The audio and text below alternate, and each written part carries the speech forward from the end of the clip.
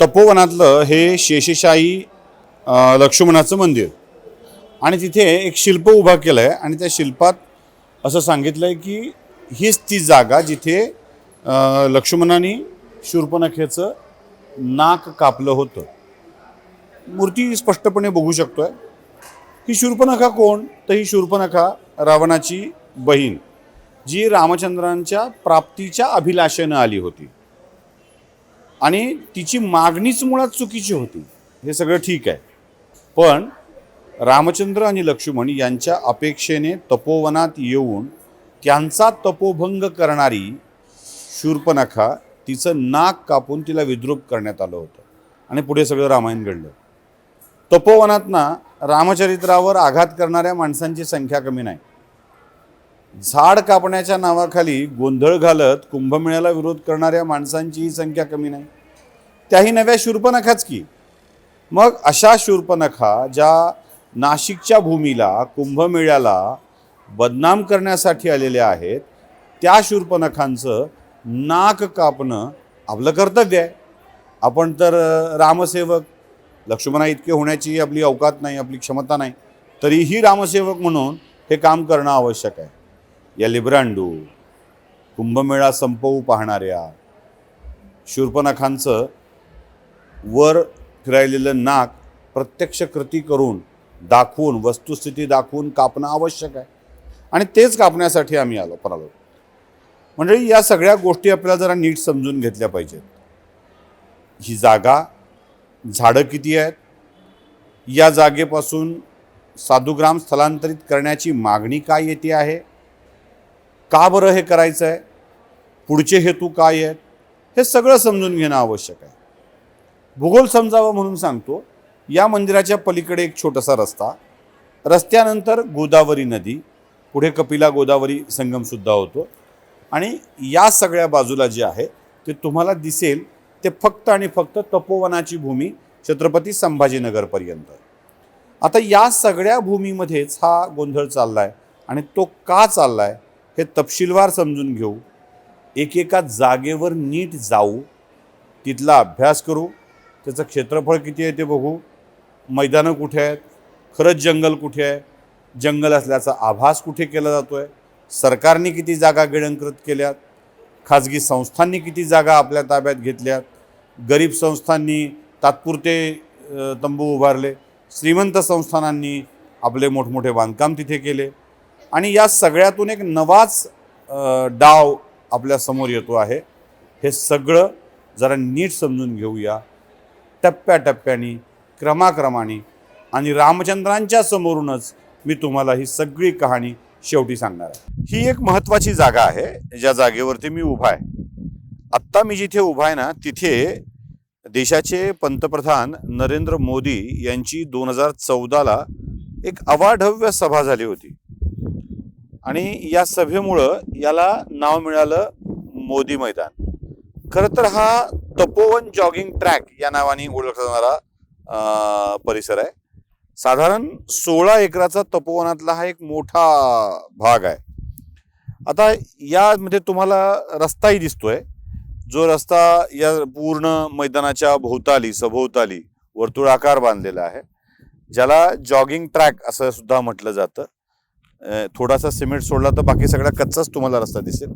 हा जो पूर्ण परिसर बघताय, साधारण 15 ते 16 एकराचा हा परिसर असावा. या परिसरामध्ये एकतर मोठ्या कथा होतात, मोठ्या सभा होतात आणि 12 वर्षातून एकदा साधूंची इथेही निवास असतो. 15-16 एकरांचा परिसर साधूंसाठी पुरत नाही, म्हणून साधारणतः 95 एकरांचा परिसर त्यासाठी अधिगृहीत करण्यात आलेला आहे. या अधिगृहीत शब्दात सुद्धा एक गंमत आहे, ती गंमत मी तुम्हाला समजावून सांगतो. म्हणजे तपोवनाचा वाद हा केवळ वृक्षतोड थांबवून साधूंची व्यवस्था करणे असा नाही आहे. तपोवनाचा वाद हा वृक्षतोड नको आहे म्हणून साधूंना अन्य ठिकाणी स्थलांतरित करा यासाठीच आहे. आता इथेच खरी गोम आहे आणि ती गोम आपण हळूहळू उलगडत जाऊया. पण लक्षात ठेवा त्याआधी की तपोवनासाठी हा 16 एकराचा अवाढव्य मैदानाचा परिसर, ज्या मैदानात कुठेही झाडं नाही आहेत, मी आता जसा उभा आहे ते माझ्या डाव्या हाताला तुम्ही दूर बघताय एक झाडांची रेषा आहे ना, झाडांची दाटी नाही, रेषा आहे. त्याच्या पलीकडे एक रस्ता आहे. माझ्या तुम्ही या हाताला बघताय, परत आता उजव्या हाताला बघताय, डाव्या हाताला बघताय. त्या डाव्या हाताच्या परिसरामध्ये तुम्हाला अलीकडच्या बाजूला मोठी झाडं दिसतील जी साधारणतः 10-12 वर्षाची आहेत. आणि मी शक्य झालं तर कॅमेरामॅन तम्मा पावलेंना सांगतो की आपण जरा पलीकडचा जो भाग दिसतोय, झुडपं दिसत आहेत ती दाखवा, ज्याच्यामध्ये तुम्हाला कळेल की इथे ही 5-6 वर्षात वाढलेली झुडपं आहेत. ह्या रानवनस्पती आहेत की ज्यांची वाढ मोठ्या प्रमाणावर झालेली आहे. हे वृक्ष नवे आहेत. आणि हा वृक्षाचा फॉर्म्युला, झाडाचा फॉर्म्युला कसा असतो, प्रशासन किती अगाध असतं, अगम्य असतं, तेही तुम्हाला मी जरा समजून सांगणार आहे. तेही आपण बघूया. तुर्तास हे एक मैदान आहे जिथे झाड नाहीत. 17-18 हजार जे म्हटलं जातं तितकी झाडं तुटणार आहेत का याचाही विचार आपल्याला करायचा आहे. चला अजून एका स्थळाची भेट घालून द्यायची. आणखी एक गंमत तुम्हाला मला दाखवायची आहे. तपोवन आणि तपोवनाची जागा. तपोवनात वृक्षतोड करून कशासाठी साधूंना ठेवायचं, काय गांजा पिणारे साधूंना ठेवायचं आहे असं बोललं जातं. हा एक परिसर बघताय तुम्ही, साधारण 8-10 एकराचा परिसर असावा. मी पावलेंना सांगतो थोडंसं पुढे या आणि या गेटच्या वरून दाखवा, म्हणजे लक्षात येईल.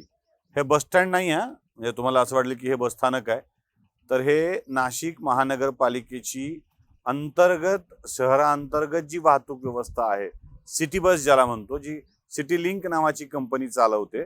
आणि काही वर्षापूर्वी या सिटी लिंक कंपनीसाठी ही जागा देण्यात आलेली आहे आणि जिथे डेपो सारखा याचा वापर होतो. आणि हा परिसर एवढाच नाही आहे, थोडं पुढे या, जाळीच्या आतून तुमच्या लक्षात येऊन जाईल की हा परिसर किती मोठा आहे. म्हणजे मला तुम्हाला हे एक एक गोष्ट अशी, तपोवन नावाचा जो प्रकार आहे तो काय तुमच्या लक्षात यावा. आता हा सगळा परिसर तुम्ही बघताय, हाही सगळा 10-12 एकराचा परिसर पूर्वीच्या काळामध्ये तपोवनाचा भाग होता. आता तपोवन एवढंच होतं का, म्हणजे फक्त मनपानी घेतलंय म्हणून? तर तपोवन या भागात सुद्धा आहे. पुन्हा अजून बघा, जिथे तुम्हाला हे सगळं दिसेल तिथे टेम्पररी काही घरं केलीत, काही परमनंट घरं केली आहेत, काही सरकारी आहेत, काही खाजगी आहेत, काही जणांनी ताबा मिळवलाय. थोडंसं या बाजूला बघा, जो रस्ता जातोय मधून, एक काही छोट्या वस्त्या झालेल्या आहेत, ती अतिक्रमण आहेत का, या सगळ्यांचा विचार करता येऊ शकेल. म्हणजे मी असा आरोप करत नाहीये, पण मोदी मैदानाला लागून असलेली, मोदी मैदानाच्या बाजूला असलेली एक तर मोदी मैदान जे आता मोकळं आहे, ज्याचा वापर होणार आहे. त्यानंतर ही सिटी लिंकच्या सिटी बसेससाठी घेतलेली जागा जिचा वापर होणार आहे. या सगळ्यांचा विचार तुम्हाला करावा लागणार आहे तपोवन म्हणून. या तपोवनाचा कसा ऱ्हास होत गेलाय ते बघा. मी तुम्हाला जागा दाखवतोय ना, त्या जाणीवपूर्वक दाखवतोय. म्हणजे मला हा हेतू नाही आहे की तपोवनाची जागा कोणा साधूची म्हणून जागा कोणाला होती काय घेतली आहे. सिटी लिंकनं वापरली आहे, मैदान म्हणून वापरलं जात आहे. काही ठिकाणी अतिक्रमणं झाली, काही खाजगी संस्थांच्याकडे आहेत, काही गोशाळा स्थापन झाल्यात. हे सगळं मला तुम्हाला दाखवायचं आहे. आणि मग या झाडं वाचवा मोहिमेचा एक सगळ्यात मोठा भाग मला तुमच्या समोर मांडायचा आहे. चला अजून काही ठिकाणी बघायचं आहे.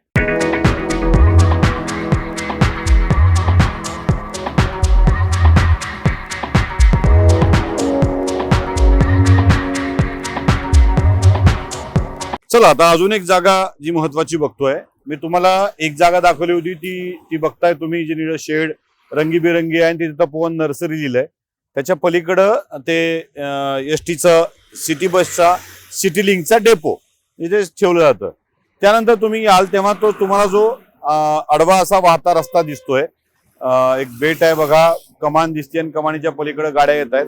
त्याच्या पलीकडे एक आडवा रस्ता वाहतोय, तो आहे नाशिक छत्रपती संभाजीनगरचा जुना रस्ता सोडून. आता याच रस्त्याने तुम्ही आत येता तपोवनाकडे, साधुग्रामाकडे.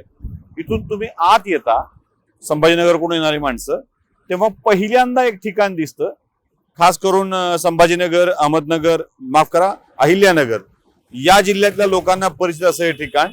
ते म्हणजे जनार्दन स्वामी महाराजांचा हा मठ. म्हणजे वेरूळला जे आमचे शांतिगिरी महाराज आहेत त्यांच्या गुरूंचा हा मठ, त्याचे ते उत्तराधिकारी आहेत. म्हणजे अशी अनेक मठ या परिसरामध्ये आहेत जे या तपोवनाचा, साधुग्रामाचा एक हिस्सा झालेली आहे. पहिल्यांदा तुम्हाला एक मैदान दाखवलं, सरकारी कशा स्वरूपामध्ये ते ताबा घेतलाय ते दाखवलं. आता धार्मिक स्थळांची कशी मठ झालेली आहे, ती परमनंट झाली आहे, ती तुम्ही बघितली आहे. आणि या बघत बघत बघत तुम्ही जेव्हा हा सगळा परिसर, आता माझ्या या हाताला तुम्ही बघताय, इथे याच्या एक्झॅक्ट पलीकडे, म्हणजे तुम्हाला आठवत असेल मी मोदी मैदानाच्या अलीकडे तुम्हाला एक झाडांची रेषा आहे असं म्हटलं होतं. आता ही रेषा ते रस्ता यामध्ये फार थोडं अंतर आहे आणि खूप कमी झाड आहेत, जी काढण्याचा प्रश्नच येत नाही. फक्त मैदानामध्ये जी झुडपं झाली ती झुडपं मात्र तुम्हाला दिसेल, झाडं आणि झुडपातला फरक कळतो, तर ती साफ करून तिथे जाण्यासाठीचा रस्ता, कारण त्याच्या पलीकडे पुन्हा मोकळं मैदानच आहे. गोंधळ कुठे होतो की झाडं काढणार असं म्हणून झुडपं काढलेल्याला झाडं काढणारचा दर्जा दिला जातो, तिथे खऱ्या गोंधळाला सुरुवात होते. या एक सरकारी, एक मैदान आणि एक मंदिर समितीची जागा, अशा 3 ठिकाणांना आपण बघितलेलं आहे. आता चौथं ठिकाण जे नाशिकचं शाहीन बाग म्हणून आता फार प्रसिद्ध झालंय, तेही मी तुम्हाला दाखवणार आहे. कशी झाडांवरती पोस्टर्स लावून ठेवली, जय श्रीराम लावून ठेवलंय, तेही तुम्हाला मी दाखवणार आहे. ते बघितल्यानंतर आतल्या भागात किती झाड आहेत ते आपल्याला बघायचं आहे आणि मग याचं अर्थकारण समजून घ्यायचं आहे. चला.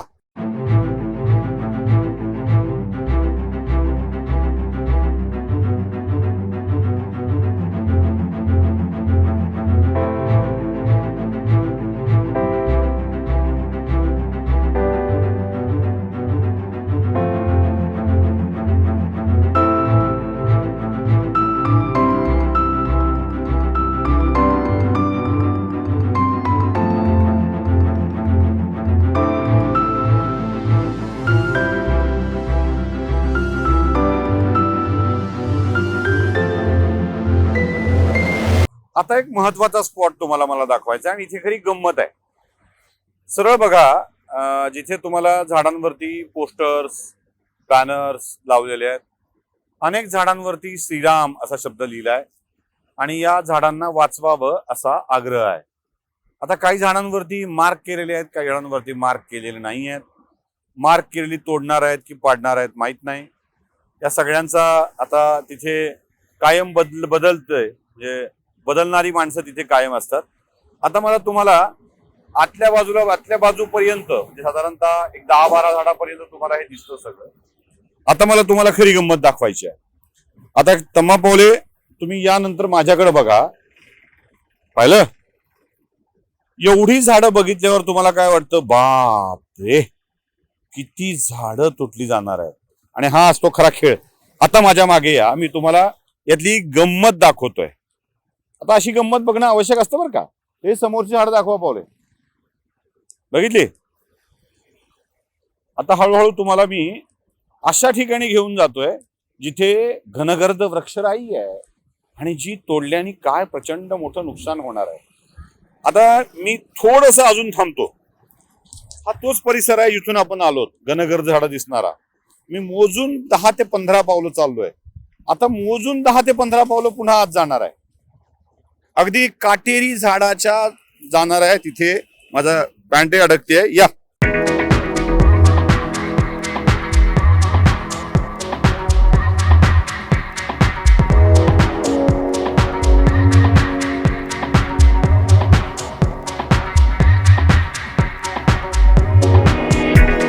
ही झाडं, ही मोठमोठी वृक्ष, एकेकाचा बुंधा प्रचंड मोठा आहे. काही अंतर नाही आहे, पुन्हा सांगतोय, अजून काहीही अंतर नाही आहे. माझ्या पावलेना तुम्हाला ते कळावं यासाठी सांगतो. खाली बसा जरा, तिथून झाडं दाखवा. बसा खाली, झाडं दाखवा. बघितलीत? हा. आता काटा डोक्यात लागणार नाही असं उठा. ते बघा, हे अंतर जास्तीत जास्त 50 फूट आहे इथून माझ्यापासून, जास्तीत जास्त 50 फूट. चलो आ जाओ भाई, घने जंगल का सफर करते हैं, आ जाओ. बघणं आवश्यक आहे. काय पर्यावरणवाद्यांना ना हिंदूंच्या वरती आलं की खेटर घालायची सवय असते, ओरडायची सवय असते, बोंबलायची सवय असते. तर पावले जरा सावली येतोय, आपण जरा नीट बघून घ्या. थांबा जरा, अजून तुम्हाला गंमत दाखवायची मला. आहे ही घनगर्द वनराई आहे. अहो, एकेका झाडाचा बुंधा केवढा मोठा आहे. अरे बापरे, माझ्या हातात बसत नाही एवढे मोठमोठे बुंदे आहेत हे. हे ही घनगर्द वनराई आमची. ही झाडं तोडली जाणार आहेत, हजारो झाडं, 17-18 हजार झाडं. अजूनही तो परिसर माझ्यापासून 10 फूट अंतरावर आहे. पावले, तुम्हाला अजून माझ्या मागे यायचं आहे, हे सगळं बघायचं आहे, दाखवायचं आहे. अनलाईव्हच्या प्रेक्षकांना तपोवनच दाखवूया आपण. हे सगळं तपोवन आहे. या, कारण अजून खूप गमती आहेत पुढे, खूप गमती. आपण त्या जंगलातच घुसलोय आता. अमेझॉनचं जंगल आहे हे. पावले दाखवा, मोठमोठ्या बुंध्यांची वृक्षराई, कसली घनगर्द वृक्ष आहे तिथं. थोडा अडकू द्या कॅमेरा, फरक पडत नाही. या अजून, या. तुम्हाला मी कसल्या घनगर्द जंगलांची तोड केली जाणार आहे ते दाखवतो. अरे, बोगसगिरी दाखवायची आणि बोलायचंय ना, तर किती बोललं पाहिजे याचं भान ठेवलं पाहिजे. या, ही एक ह्याला वनराई म्हणायचं का? माझ्या प्रेक्षकांना विचारायचा प्रश्न आहे मला. आणि तुम्हाला तर अजून छान वनराई मी दाखवायला आणणार आहे इकडं. या, अशी वनराई बघायला तुम्हाला मिळणार नाही. प्रचंड मोठ्या वृक्षराजींच्या समूहात तुम्हाला आणणार आहे मी. आणि काय कत्तल चालली आहे हे तुमच्या लक्षात आलं पाहिजे. या, पावले दाखवत या माझ्या माग. या, ही 4 मोठी झाडं इथं दिसत आहेत. आणि बघा, या इकडे. या बघा, हे काय बघा, याला काय म्हणायचं? कचऱ्यांचे ढीग, उपसा, त्याच्या पलीकडे एक मोठी इमारत, त्याच्या पलीकडे एखादं काय अजून करून ठेवलंय. त्याला काय म्हणायचं? काय गोशाळा आहे की काय? का त्या महाराजांचा आश्रमाचा परिसर आहे? हे सगळं समजून घ्या. आता तुम्हाला मी अगदी व्यवस्थित दाखवतो. हा रस्ता, ते तुम्हाला तो रस्ता, पावले जरा शक्य असेल तर त्या झुडपाच्या मधून रस्ता दिसतोय तो दाखवा, शक्य असेल तर. साधारणतः हे अंतर सांगू मित्र हो, साधारण हे अंतर किती असेल? आपल्यासोबत स्थानिकचे एक आहेत, श्रेयस, किती अंतर असेल? आता आपण जेवढं आत आलो जंगलामध्ये, आपण जास्तीत जास्त 50 फूट आत आलेलो आहोत. म्हणजे 50 फुटापर्यंतच मोठ्या बुंद्याची थोडीशी झाडं आणि झुडपं आहेत आणि झाडं, वृक्ष, घनगर्द वृक्षराई आहे. या 50 फूट अंतरामध्ये ही झाडं कधी आलीत? वर्षानुवर्षापासूनची आहेत? नाही, पूर्वी कुंभाची ही जागा मोकळी होतीच. त्यानंतर घडलं असं की राज्य सरकारची एक मोहीम चालली होती 1 कोटी वृक्षांची. त्या दरम्यान लोकांनी जी जागा सापडेल तिथे त्यांनी, मोकळी जागा आहे तिथे त्यांनी लावून टाकलं. ते पूर्वी त्याचं काही नियोजन झालं नाही, पण आता या वर्षानुवर्षांमध्ये ती झाडेही वाढून गेली. आणि आता मूळची ही जागा, पूर्वीची कुंभग्रामामध्ये पूर्वी ही जागा होतीच तशी. आता फक्त काय झालंय की इथं तुम्हाला 12 वर्षात ते जे काही वृक्षारोपण मोहिमेचं ते परिणाम इथं दिसायला लागले. अच्छा, तशी आहेत ती. आपण श्रेयसकडून माहिती घेत राहू. मी तुम्हाला आता जरा या आत आलं की जरा माणसानं माहिती सांगावी. जरा आत आलं की पाप कुणाची आणि कधी उघड पडतात तुम्हाला सांगतो मी. राज्यात 2014ला देवेंद्र फडणवीस मुख्यमंत्री झाले आणि सत्तेत आले. त्यानंतर वनमंत्री झाले सुधीर मुनगंटीवार. मधल्या काळात वनमंत्री झाले आणि त्याच काळात त्यांनी एक मोहीम राबवली होती. त्या मोहिमेचं नाव होतं एकच लक्ष 1 कोटी वृक्ष. मग ते 2 कोटी 4 कोटी असं वाढत वाढत वाढत पुढे गेलं. सरकारी लोकांना टार्गेट्स दिली गेली की एवढी झाडं लावली पाहिजेत. आणि तेवढी झाडे लावण्यासाठी रस्त्याच्या कडेला साधुग्रामाच्या परिसरामध्ये पटापट विदेशी जातीची झाडं आणून लावल्या गेली. टार्गेट पूर्ण करायचं ना. आणि हेच टार्गेट पूर्ण करायचं आत्ता 12 वर्षांनी या पुरोगाम्यांच्या हातात एक हत्यार म्हणून उभं राहिलंय. साधुग्रामाच्या जागेला छेडण्यासाठी, पाडण्यासाठी, इथून हटविण्यासाठी. आणि त्यामागं सुद्धा एक घनगर्द षडयंत्र आहे.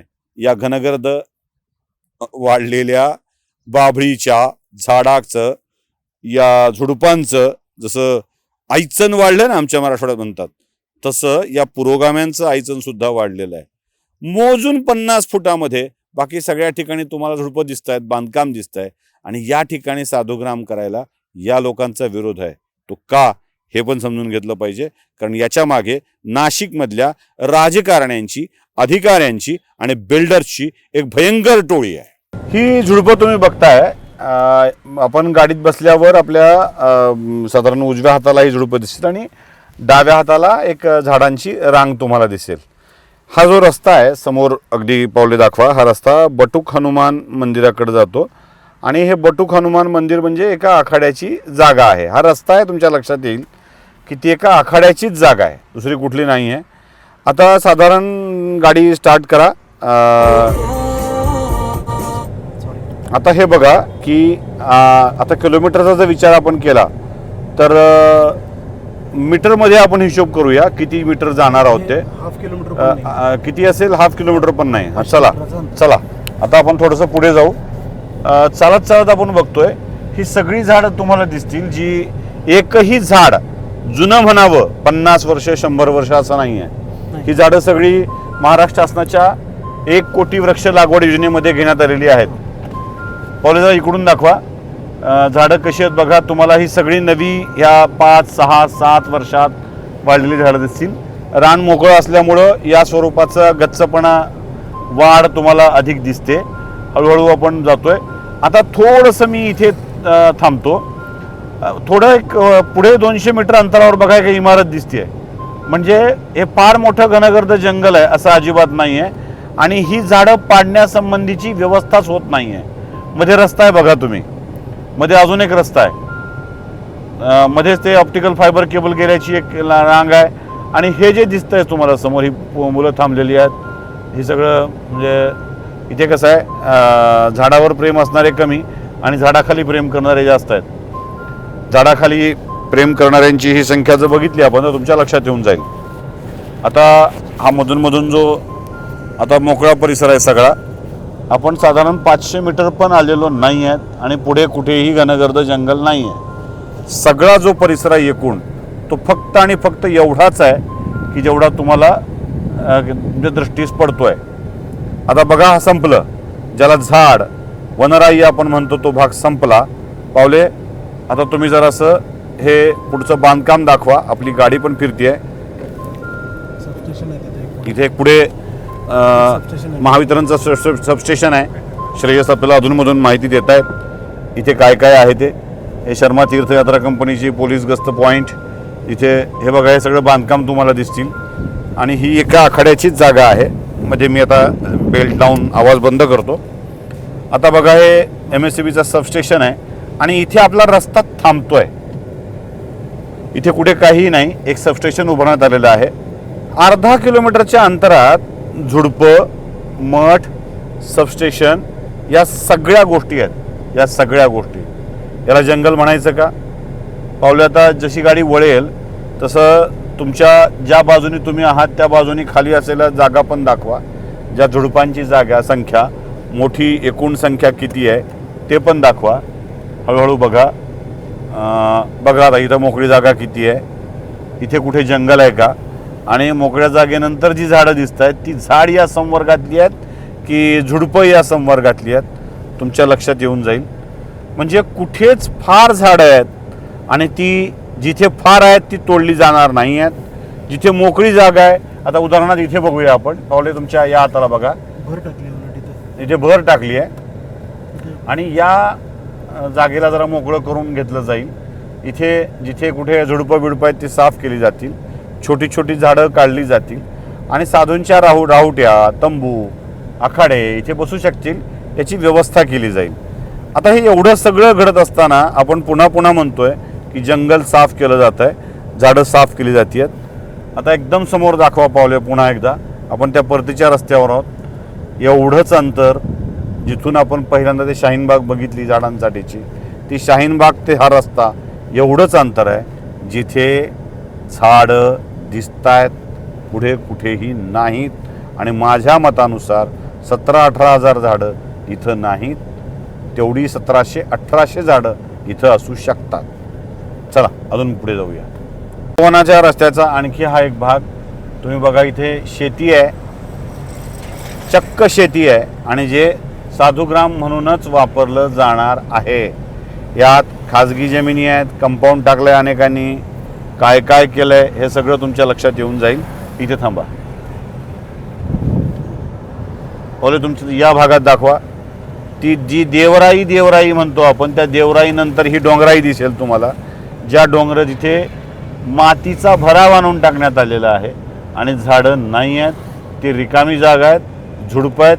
हा सुद्धा मातीचा भराव तुम्ही बघा, जिथे साधुग्राम करण्याचा या कुंभच्या समितींचा विचार आहे. आता आपण अत्यंत महत्त्वाच्या ठिकाणी जात आहोत जिथे या चौकात आलेलो आहोत, जिथून साधूग्राम, तिथून पुढे नदीपात्र आहे, माझ्यासमोर नदीपात्र आहे आणि तिथून पुढे नाशिकचा बाकीचा भाग सुरू होतो. संभाजीनगरचा रस्ता ते नदी याच्या मधल्या भागामध्ये हे साधूग्राम आहे. आता मी श्रेयसनं म्हणेल की आपण पहिल्यांदा तुम्ही आम्हाला आता एखाद्या मंदिराकडं घेऊन चला. विशेष इथं भारतातलं एकमेव एकट्याचं मंदिर आहे. अच्छा. एरवी आपल्याला 3 जण एकत्र बघायला मिळतात. म्हणजे हे फक्त भारतातलं एकमेव लक्ष्मणाचं मंदिर आहे. होय. तपोवनामध्ये बांधलेलं. आणि इथं ते शूर्पणखेची जागा दाखवतात की जिथं तिला ते कापलं होतं, अवमानित करून तिला.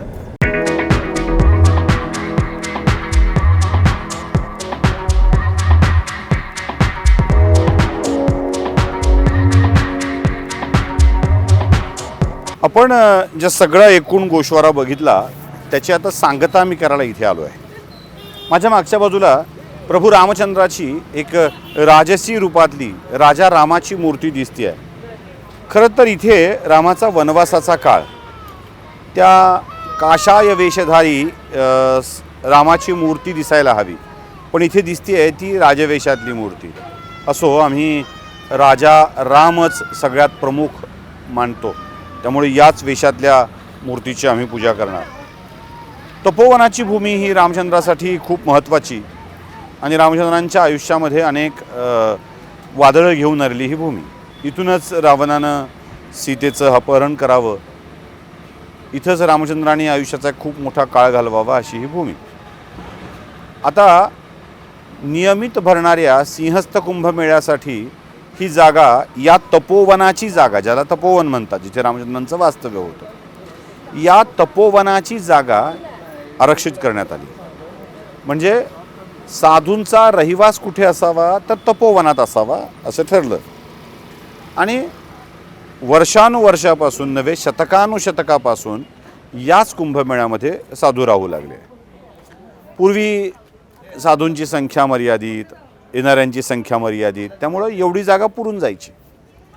पुढे पुढे येणाऱ्यांची संख्या वाढू लागली आणि जागेची आवश्यकताही भासू लागली. गर्दीचं नियोजन करणे, या सगळ्या गोष्टींसाठी या सगळ्या जागा आवश्यक आहे असं वाटू लागलं. म्हणून नाशिकच्या महानगरपालिकेने जवळपास 95 एकर जागा साधूग्राम करण्यासाठी म्हणून तपोवनातली आरक्षित ठेवली. गमतीची गोष्ट अशी की हे आरक्षण काही कायमस्वरूपी अधिग्रहण नव्हतं, ते फक्त सिंहस्थाच्या काळात 12 वर्षांनी लागणारं असल्यामुळं ते अधिक तात्पुरतं आरक्षण होतं. आता या सिंहस्थाच्या नंतर 2027ला हे आरक्षण संपेल, त्यामुळे 27ला नवी आरक्षणं पडायला लागतील आणि त्यावेळी साधूग्रामाची ही जागा नाशिकमधल्या वेगवेगळ्या लोकांच्यासाठी वापरता येऊ शकते का यावर विचार करणारा एक वर्ग तयार झाला. नाही म्हणायला 95 एकर साधूग्रामाच्या जागेपैकी सिटीलिंक या बस सेवेच्या डेपोसाठी काही जागा आरक्षित करण्यात आली. काही अनेक मठांनी, अनेक संस्थानांनी आपली आपली कायमस्वरूपी मठ इथे केली.